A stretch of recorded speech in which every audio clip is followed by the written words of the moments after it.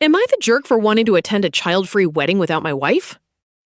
Am I the jerk for wanting to travel for a wedding when my wife insists that everything at home will fall apart without me? My cousin is getting married, and the wedding is a 4-hour flight from where I live. We are not particularly close, but I would really like to be there for my family on their big day. It is a child-free wedding, and we have 2 children, one under a year old and the other almost 5.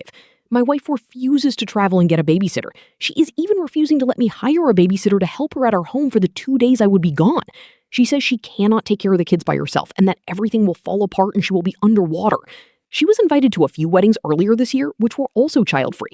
And not only did I encourage her to go, but I also reassured her that I could watch both kids for as long as she needed to travel and return.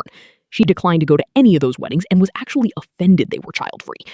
I told her it is important to me to go, and I feel heartbroken that I have a partner who won't do for me what I would do for them. I'm considering buying the plane ticket, RSVPing yes, and going anyway. The clock is ticking to RSVP, and I want to be there.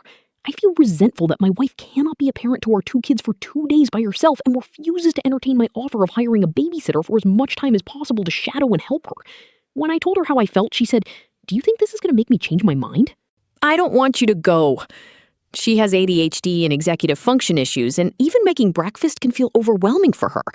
My wife is still pumping for the baby, and our only reliable babysitters, her parents, have already booked a trip out of town that weekend. She was seeing a therapist before the second baby was born, but it did not seem like her condition was improving, and she refuses to consider medication. Since the baby was born, she says she cannot see a therapist because she doesn't have time, but she spent 3 hours at the mall yesterday. To clarify, I am not going to get drunk. It is not about that for me.